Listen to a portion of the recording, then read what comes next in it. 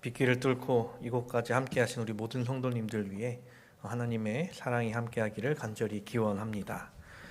오늘은 고린도에서의 바울이란 제목으로 함께 은혜 나누기를 원합니다. 하나님의 말씀 사도행전 18장 5절부터 17절에 있는 말씀을 함께 보시겠습니다. 사도행전 18장 5절부터 17절까지 있는 말씀 제가 봉독해 올릴 때에 눈으로 함께 따라 읽어주시기 바랍니다. 사도행전 18장 5절부터에 있는 말씀입니다. 실라와 디모데가 마게도냐로부터 내려오매 바울이 하나님의 말씀에 붙잡혀 유대인들에게 예수는 그리스도라 밝히 증언하니 그들이 대적하여 비방하거늘 바울이 옷을 털면서 이르되 너희 피가 너희 머리로 돌아갈 것이요 나는 깨끗하니라 이후에는 이방인에게로 가리라 하고 거기서 옮겨 하나님을 경외하는 디도 유스도라 하는 사람의 집에 들어가니 그 집은 회당 옆이라. 또 회당장 그리스보가 온 집안과 더불어 주를 믿으며 수많은 고린도 사람도 듣고 믿어 침례를 받더라. 밤에 주께서 환상 가운데 바울에게 말씀하시되 두려워하지 말며 침묵하지 말고 말하라. 내가 너와 함께 있음에 어떤 사람도 너를 대적하여 해롭게 할 자가 없을 것이니 이는 이 성중에 내 백성이 많음이라 하시더라. 1년 6개월을 머물며 그들 가운데서 하나님의 말씀을 가르치니라. 갈리오가 아가야 총독되었을 때에 유대인이 일제히 일어나 바울을 대적하여 법정으로 데리고 가서 말하되 이 사람이 율법을 어기면서 하나님을 경외하라고 사람들을 권한다 하거늘 바울이 입을 열고자 할 때에 갈리오가 유대인들에게 이르되 너희 유대인들아 만일 이것이 무슨 부정한 일이나 불량한 행동이었으면 내가 너희 말을 들어주는 것이 옳거니와 만일 문제가 언어와 명칭과 너희 법에 관한 것이면 너희가 스스로 처리하라. 나는 이러한 일에 재판장 되기를 원하지 아니하노라 하고 그들을 법정에서 쫓아내니 모든 사람이 회당장 소스데네를 잡아 법정 앞에서 때리되 갈리오가 이 일을 상관하지 아니하니라. 아멘. 우리가 사는 곳, 또 우리가 밟고 있는 곳을 이제 물리적으로 규정하자면 땅 그리고 지구가 될 것입니다. 근데 우리가 사는 곳을 이제 사회적으로 규정하려 한다면 그것을 이제 세상이라고 부를 것입니다. 그렇게 우리는 이 세상에 살아갑니다. 이 세상이라는 것은 사람이 사는 모든 사회를 통틀어 일컫는 말이죠. 세계라고도 하고요. 물리적으로 이 지구라는 곳의 중심은 어디일까요? 지구는 둥그니까 우리가 서 있는 곳이 중심이다라고 이야기를 할 수도 있습니다. 중심은 좀 여러 군데가 되겠지만 말입니다. 그런데 이 서울의 중심을 꼽자면 남산을 이야기를 하죠. 그리고 이 한반도의 중심을 놓고서는 양구와 연천 그 사이 어딘가라고 이야기를 합니다. 그런데 이 지구가 완벽한 구가 아니기 때문에 정확한 중간이 어딘가라고 계산을 컴퓨터로 해봤을 때 터키의 수도 앙카라에서부터 북동쪽으로 한 180km 떨어진 도시 코룸이라는 곳이 나왔다고 합니다. 터키에서도 별로 유명하지 않은 도시가 지구의 중심이라 그런지 그렇게 큰 화제거리가 되지 못했던 것 같습니다. 어딘가의 중심이 된다는 것은 그만큼의 영향력을 가진 곳이 되어야 하는데 이 지리적으로 중심이 되어봐야 이제 큰 의미가 없다는 것이죠. 연천이나 양구도 한반도의 중심이라고 하지만 그곳은 워낙 산지이기 때문에 그런지 사람들이 많이 사는 곳은 아니듯이 말입니다. 그렇다면 이 지리적, 물리적인 중심 말고 사회적으로 이야기할 만한 세상의 중심은 어디일까요? 중국에서 혹시 세계 지도를 만든다면 아마 자기 중국을 가장 가운데 두고 자기네들이 세계 중심이라고 이야기할 것입니다. 산업혁명 전까지만 해도 중국이 세계의 중심일 수도 있었습니다. 하지만 그 이후에는 이제 세상의 중심이 옮겨지게 되었죠. 각 나라 사람마다 자기가 사는 곳이 세상의 중심이라고 이야기할 수 있을 것입니다. 미국 사람은 가장 사람들이 많이 사는 뉴욕, 그리고 그 안에 맨하탄이 세상의 중심이다라고 하겠죠. 그만큼 유명한 곳이고 많은 사람이 살고 많은 부가 모여있는 곳이기 때문이다라고 이야기를 할 것입니다.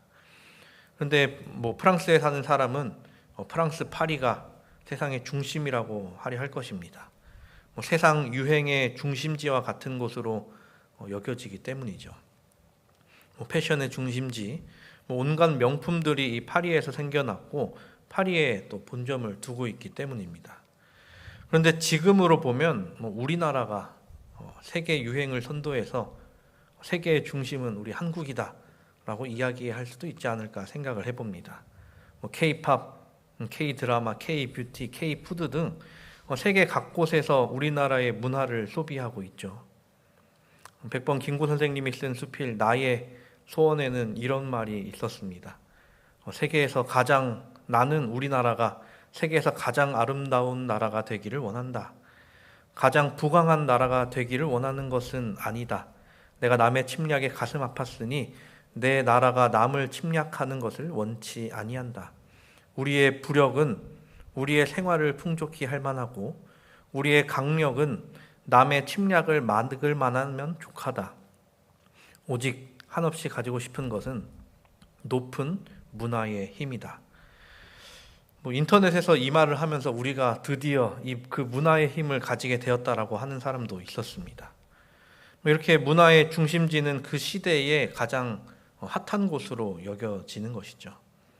각 시대별로 다르지만 옛날의 기록을 보면 그때 당시 어느 나라, 어느 도시가 고점이었는지 알 수 있는 것이죠. 오늘 우리는 바울의 시대의 가장 핫한 곳으로 평가받는 고린도를 보게 됩니다. 바울은 그 전에 있던 아덴에 있으면서 실라와 디모데가 빨리 와줬으면 바랬었죠. 근데 그곳에서 이제 더 이상 그들을 기다릴 수 없자 거기서부터 자기를 따라오라라는 말만 남겨놓고 고린도로 향하게 됩니다. 고린도에 가서는 아덴에서와 다른 분야의 사람들을 상대하게 됩니다. 아덴은 호기심이 많은 사람, 비판적인 철학 학교의 제자들이 있는 반면에 이 고린도라는 도시는 거대한 상업 도시이며 또 그렇게 아주 분주하고 끊임없이 변화하는 대중을 상대해야 됐습니다. 고린도에는 헬라인이 있었고 유대인이 있었고 로마인이 있었고 그 외에 세계 각지에서 모인 여행자들이 모였습니다. 워낙 번화했기 때문에 사업과 쾌락을 열정적으로 소비하느라 일상의 문제를 넘어 생각할 겨를이 거의 없는 곳이었습니다. 옛 고린도를 생각해 보면 이 바울 시대 전에 옛 고린도를 생각해 보면 그리스에서뿐 아니라 세계에서도 주목받는 주요 도시들 가운데 하나였습니다. 양쪽에 바다를 두고 있는데 땅까지 좁아서 동쪽과 서쪽의 교역이 이루어질 수 있는 아주 활발한 곳이었죠. 그뿐 아니라 도시로 오는 골목이 좁았기 때문에 난공불락의 요새이기도 했습니다. 거대했던 성체를 가졌고 그 옆에는 해발 600m가 넘는 바위산이 수직으로 솟아올라 도시를 방어하는데 아주 용이했습니다. 그런데 이제 그리스가 로마에게 멸망당하면서 이 고린도라는 도시도 아주 극심한 변화를 겪게 됩니다. 이는 그리스 모든 도시가 그러했죠. 아덴도 마찬가지였습니다. 이 고린도라는 이 도시의 위치를 봤을 때 로마가 너무나도 좋은 곳이다라고 생각해서 다시 폐허가 됐던 그 도시를 재건합니다. 그렇게 새로운 도시가 생겨나게 되죠. 이전에 있던 아덴은 예술과 학문만이 남은 도시라고 한다면 이 고린도는 정치와 상업의 본거지가 되었습니다. 어떻게 보면 이 당시 세상의 중심이라고 한다면 이 고린도가 꼽힐만 했다는 것이죠. 물론 이 로마라는 거대한 나라의 수도는 현재 로마와 같은 위치였지만 이 로마라는 나라에서 가장 부유하고 가장 사람들이 많이 드나드는 곳이 이 고린도였습니다. 이 고린도를 통해 무역이 이루어지고 있던 도시를 이야기해 보자면 우선 로마가 있었습니다. 이 외에도 육로와 해로를 통해 근처 대도시 데살로니가가 함께 무역을 했었죠. 또 당시 아프리카의 최대 도시였던 알렉산드리아도 이 고린도를 통해 이 북쪽 유럽의 나라들과 무역을 했다는 것이죠. 그리고 또 다른 대도시 안디옥 역시 고린도를 거쳐서 무역을 했다라고 합니다. 이렇게 주위에 많은 대도시들이 무역하기 위해 이 고린도를 들렀다는 것이었습니다. 그렇게 정말 많은 문화를 가진 도시가 되었던 것이죠. 이렇게 육로든 해로든 많은 이들이 드나들 때 이들의 안전한 항해와 혹은 안전한 이동을 위해 각 나라와 각 민족의 우상들이 이곳에 총집합하게 됩니다. 그렇게 아주 현란한 우상의 도시라고 불리웠죠. 그뿐 아니라 이 도시가 한창 번성할 때는 이 2만 명을 동시에 수용할 수 있는 2만 명을 동시에 수용할 수 있는 야외 극장이 있었다고 합니다. 지금 현 시대에도 2만 명을 동시에 수용할 수 있는 운동장이면 아주 큰 운동장으로 여겨지죠. 잠실에 있는 야구장인 서울종합운동장이 2만 3천 명 정도를 수용할 수 있다라고 합니다. 비록 더 최근에 지어진 서울 월드컵 경기장은 이보다 더 크긴 하지만 지방 대도시에 있는 축구장들은 2만석이 안 되는 경우도 많습니다. 그 큰 경기장에서는 고대 운동 경기들이 자주 치러졌죠. 그 외에 또 고린도를 살펴보면 대략 1,000명 정도의 신전 여사제들이 있었다라고 합니다. 말이 좋아 신전 여사제이지 그들이 하는 역할은 성매매 여성이라고 봐야 했습니다. 아덴의 주신은 이제 아테나였습니다. 정의와 지식, 지혜, 지성, 평화의 신이었기 때문에 그들을 따르는 사람들은 이제 지식을 탐하는 자들이었죠. 근데 이 고린도라는 도시의 주신은 사랑의 여신 아프로디테였는데 그 신전에서는 온갖 음행이 자행되고 있는 곳이었습니다. 이런 수많은 우상, 수많은 음행의 상황을 떠나서 많은 이들이 모이는 곳에 복음이 자리 잡게 된다면 더 빨리, 더 멀리 복음이 전해지리라 라고 생각한 바울이었죠. 하지만 이곳에는 문제가 조금 있었습니다. 이 고린도에는 많은 사람들이 사는 만큼 다른 도시보다 더 많은 유대인들이 이곳에 있었다는 것이죠. 게다가 이 사람들은 일반적으로 이 로마의 통치자들에게 호감을 사고 있었습니다. 그런 이유로 로마에서 매우 사려 깊은 대우를 받고 있던 그들이었죠. 그래서 그런지 유대인들이 어떨 때는 거만하고 반항적인 태도를 보였다는 것이었습니다. 더구나 그들이 세상에 비치신 예수 그리스도를 거절하고 십자가를 못 박은 이후에는 그들의 어두워진 이해를 따라가게 되었습니다. 또 그들을 다스리는 권력에 대해 공개적으로 질투와 증오를 나타내기도 했죠.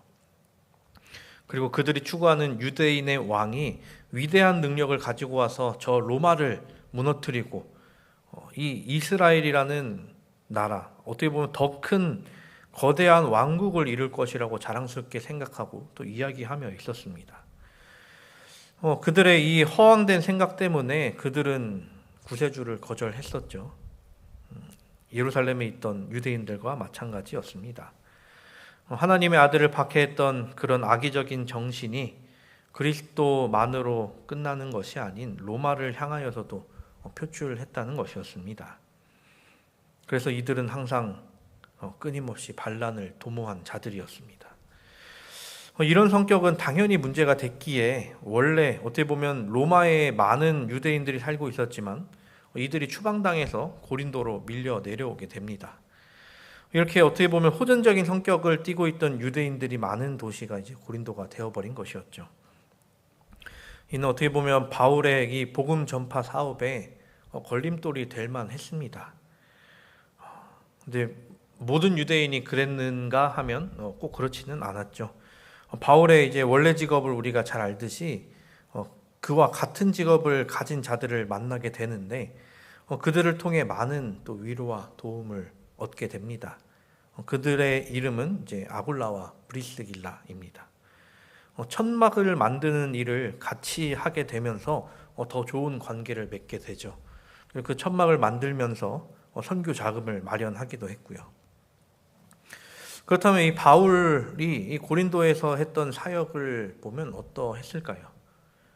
이전에 있었던 지식과 학문의 중심 아덴에서와는 전혀 다른 모습으로 고린도인들에게 접근하게 됩니다. 아덴에서의 바울을 우리가 지난주에 들어서 잘 알고 있지만 자신의 어떻게 보면 전도 방식을 이 청중들의 성격에 최대한 맞추려고 노력했었습니다. 아덴에서 사람들이 갖고 있던 그 마음대로 논리에는 논리로, 과학에는 과학으로, 철학에는 철학으로 그들을 대응했죠. 그렇게 해서 그리스도인의 정체에 대해 설명하느라 어떻게 보면 낭비된 시간을 쓰게 됐고, 그것을 이제 고린도로 와서 생각하게 되었던 것이었습니다. 이 아덴에서 사람들에게 가르치기는 많이 가르쳤는데 결실이 거의 없다는 것을 또 깨닫기도 했죠. 그래서 아덴에서 했던 방법은 효율적이지 못하다라고 평가를 했습니다. 그래서 이 바울은 이 고린도에서는 다른 방법으로 활동하려 계획을 세웁니다. 정교한 논쟁이나 토론을 피하고 그리스도를 통한 죄인의 구원에 더 집중하기로 하였습니다. 나중에 고린도 교회에 편지를 쓰면서 당시 바울이 일했던 방법에 대해 이렇게 이야기합니다. 고린도전서 2장 1절부터 5절에 있는 말씀입니다. 형제들아, 내가 너희에게 나아가 하나님의 증거를 전할 때에 말과 지혜의 아름다운 것으로 아니하였나니 내가 너희 중에서 예수 그리스도와 그가 십자가에 못 박힌 것 외에는 아무것도 알지 아니하기로 작정하였음이라. 내가 너희 가운데 거할 때에 약하고 두려워하고 심히 떨었노라.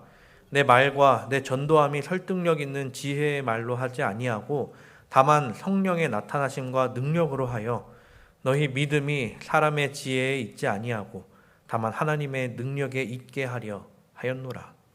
아멘. 바울이 여기서 설명하고 있는 방법은 영혼을 진리의 빛으로 인도하는 가장 효과적인 방법입니다. 사람은 어떤 일을 할 때 자기의 능력을 의지하기 쉽죠. 내가 해왔던 것, 혹은 내가 배웠던 것, 그리고 내가 할 수 있는 것을 동원해서 일을 합니다. 그런데 이것은 복음 사업할 때도 똑같이 하게 된다면 문제가 생길 수 있다는 것이죠. 하나님께서는 분명 사람을 사용하십니다. 그리고 그 사람이 받은 달란트를 이용하십니다. 그래서 사람은 자기가 받은 달란트를 이용해 하나님의 일을 하게 되죠. 그런데 여기서 중요한 것은 하나님께 의지해 하나님께서 허락하시는 지혜를 통해 모든 일이 시작되고 이루어져야 한다는 것입니다. 만약 사람이 하나님의 능력 없이, 하나님의 성령 없이 본인이 받은 달란트 혹은 개인이 가진 재능만을 이용해 하나님의 일을 한다 하면 이는 하나님의 일이 아닌 사람의 일이 돼버린다는 것이죠. 바울이 자기의 능력을 뽐내기 위해 아덴에서 그렇게 하지는 않았습니다. 그리고 하나님의 지혜 없이 행동하지도 않았겠죠. 그런데 아덴에서는 자기의 능력을 너무나 동원한 나머지 이 하나님의 지혜를 사용할 겨를이 없었던 것이 아닐까 생각해 봅니다. 그래서 바울은 고린도에서는 완전히 마음을 고쳐먹고 자신의 어떠한 재능보다 오로지 하나님의 지혜만 가지고 나아가겠다라고 결심을 합니다. 그리고 그렇게 나아간 그는 복음 사업의 성공을 경험하게 되죠. 이는 우리도 마찬가지입니다. 우리가 바울의 이 특별한 태도를 따라간다면 우리의 수고에서 더 큰 성공을 맛볼 수 있을 것입니다. 우리의 생각과 삶을 순결하게 하는 것을 우리들의 첫 번째 의무로 여겨야 합니다. 또 나 자신을 하늘과 연결한다면 우리의 가르침은 영혼을 회심시키는 데 있어서 더 큰 힘을 발휘하게 될 것입니다. 그렇게 바울은 고린도에서 성경에 나타난 그리스도를 전합니다. 아직 신약이 쓰여지기 전의 시대이기 때문에 구약만 가지고 그리스도를 전하는 바울이었죠.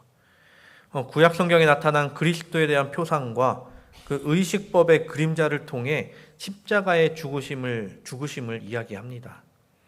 그리고 그리스도의 제사장 직분과 성소 봉사 등 유대인 시대에 나타난 예수 그리스도의 위대한 주제들을 이야기하게 됩니다. 메시아로서 예수는 모든 희생 제도의 실체였죠. 바울은 모세의 율법과 선지자의 기록을 통해 메시아가 어디서부터 나오는지를 전부 설명했습니다. 위대한 부조인 아브라함으로부터 시작해 시편 기자인 다윗 왕까지 말입니다. 그리고 약속된 메시아의 성격과 사업, 그리고 그분께서 세상에서 받으실 대접에 관한 선지자들의 증언을 읽었습니다. 그 후 구약에 기록된 예언이 나사렛 예수의 생애와 봉사와 죽음으로 성취되었다는 사실을 하나하나 다 증명해 내죠. 이렇게 열심히 바울이 복음 전할 때 이에 반대하는 유대인들이 있었습니다. 이들은 바울이 이처럼 분명하게 제시한 증거를 눈을 감아버리고 귀를 다듬으로 듣지 않고 보지 않게 되죠. 그리고 예수님께 분노했던 것처럼 바울에게도 똑같이 분노하게 됩니다. 가는 곳마다, 어떻게 보면 바울이 선교하러 다니는 곳마다 위험을 마주할 수밖에 없었죠. 만약 예수께서 바울을 보호하지 않으셨다면 바울은 아마 한참 전에 실종되거나 죽었거나 했을 것입니다. 그렇게 유대인들은 이 바울이라는 자를 추방하기 위해 혹은 없애기 위해 움직이게 됩니다. 바울이 전했던 메시지는 이들을 괴롭히려 했던 메시지가 아니라 그들에게 주는 희망의 메시지였으며 구원의 메시지였지만 그들의 반응은 희망, 구원은 전혀 보이지 않았습니다. 이전에 지나쳐왔던 도시들의 유대인들과 다르지 않은 모습으로 바울을 쫓아오죠. 바울이 전한 메시지를 논박할 논증을 제시할 수 없게 되자 똑같이 메신저를 공격하는 유대인들이었습니다. 그리고 유대인들은 그리스도의 이름을 모독하기에 이릅니다. 맹목적인 분노로 가장 가혹한 말과 가장 비열한 계략을 쓴 것이었죠. 그들은 그리스도께서 이적들을 행하신 사실을 부인할 수 없었습니다. 그렇게 그들은 그리스도를 사탄의 능력을 통해 이적을 행했다고 허위 사실을 유포했던 것이죠. 또 바울이 행했던 그 놀라운 사업 역시 그가 사탄의 대리자이기에 할 수 있었다라는 식으로 이야기를 해왔습니다. 어떻게 보면 정말 힘 빠지는 일이 일어났던 바울이었죠. 그래서 고린도를 떠나고자 마음을 먹게 됩니다. 이 정도로 악독한 사람들이 있나 싶었던 것이죠. 근데 예수께서 바울에게 계시를 주십니다. 오늘 본문 9절과 10절입니다. 밤에 주께서 환상 가운데 바울에게 말씀하시되 두려워하지 말며 침묵하지 말고 말하라. 내가 너와 함께 있음에 어떤 사람도 너를 대적하여 해롭게 할 자가 없을 것이니 이는 이 성중에 내 백성이 많음이라 하시더라. 이 계시를 받았기에 바울은 거기에 1년 6개월이라는 시간 동안 일할 수 있었습니다. 또 그렇기에 고린도에서 많은 영혼이 예수께 돌아올 수 있게 되었던 것이죠. 그런데 항상 평화로웠냐 하면 그렇지 못했습니다. 그리스도에 반대하는 유대인들이 기어코 바울을 붙잡고 그를 데려다가 이 아가야의 총독 갈리오에게 데려가게 되죠. 이 아가야는 이제 고린도가 속해 있던 주인데 그 주의 수도가 고린도였습니다. 이전에 바울에게 곤란을 줬던 것처럼 이 지역의 관리도 바울에게 곤란을 주기를 바라는 마음에 바울을 끌고 갔던 것이죠. 근데 이 갈리오라는 사람은 이전에 유대인들이 바울을 데리고 가서 괴롭혔던 그곳에 있던 치안 판사들과는 완전 다른 사람이었습니다. 이 갈리오라는 사람에 대해 청렴한 사람이었다라고 이야기를 하죠. 그리고 그가 통찰력이 있었기 때문에 질투하고 음모를 꾸미는 유대인들에게 조금도 속지 않았습니다. 그는 예수님을 십자가에 못 박을 때에 그저 방관했던 빌라도와는 달리 진실로 순수하다고 생각한 사람에게 불공정한 판결하는 것을 거절하게 됩니다. 갈리오는 그가 공익에 아무런 관계가 없다고 하며 유대인들이 걸어왔던 그 소송을 즉시 기각시켰습니다. 그리고 유대인들을 물러가라 라고 이야기를 하죠. 이 결정에 고린도에 있던 그 폭도들은 바울을 공격하는 것이 아닌 유대인들의 회당을 공격하기에 이릅니다. 이 공격으로 인해 회당장 소스데네가 이 아가야의 총독이었던 갈리오 앞에 끌려와 두들겨 맞게 되기까지 합니다. 이렇게 고린도에서 교회는 성공을 거두었습니다. 회당장이 얻어맞는 일이 성공이라는 것이 아니라 이 교회가 음해당하지 않고 올바로 설 수 있었던 것이 승리였죠. 만일 이때 바울이 유대인들의 악의적인 행동 때문에 고린도에서 추방됐다면 어떻게 됐을까요? 아마 그리스도의 마음으로 회심한 그 공동체에 큰 위험이 닥쳤을 것입니다. 유대인들을 그들이 가진 기득권과 그들의 관습을 이용해 그 지역에서 교회를 없애버리려고 멸절시키려고 했겠죠. 사랑하는 우리 성도 여러분, 바울은 세상 한가운데에 있었습니다. 가장 번화했던 곳, 가장 사람들이 많이 모였던 곳에서 그는 그리스도를 전했습니다. 좀 오래된 책과 영화인데 세상의 중심에서 사랑을 외치다라는 제목을 가진 작품이 있었습니다. 저는 그것을 본 적은 없는데 제목이 기억에 남아 있었습니다. 어떻게 보면 바울이 세상의 중심에서 그리스도의 사랑을 외친 것이었죠. 그리고 그 바울이 했던 그것이 우리 교회가 해야 되는 일입니다. 이 교회는 건물로서 존재하기보다 거기에서 나타나는 사랑으로서 존재해야 합니다. 많은 이들이 이 교회를 통해 그리스도의 사랑을 느끼도록 해야 합니다. 그리고 우리가 전한 사랑이 전해지고 또 전해져 다른 이들에게 또 전해지게 해야 한다는 것이죠. 바울이 고린도에서 복음을 전한 목적이 그것이었습니다. 유대인들의 괴롭힘이 있었지만 바울이 그곳에서 복음을 전한 이유가 그것이었습니다. 많은 이들이 있었던 곳이고 많은 우상이 있었던 곳이지만 그 한가운데 가서 복음을 전한 목적이 그것이었습니다. 그곳에 있는 많은 사람들, 그곳을 거쳐가는 많은 사람들이 그리스도의 사랑을 깨달아 자신이 배운 그리스도의 사랑을 또 다른 곳으로 가 전하는 것 말입니다. 바울이 바라던 대로 육로로 또 해상으로 그 복음이 그 사랑이 전파되게 됩니다. 우리도 세상에 살아갑니다. 그리고 우리는 그 세상에 세워진 그리스도의 제자들입니다. 이 세상에서 죽어가는 많은 영혼을 주께로 인도하고 또 생명으로 인도하는 우리가 되기를 간절히 바랍니다.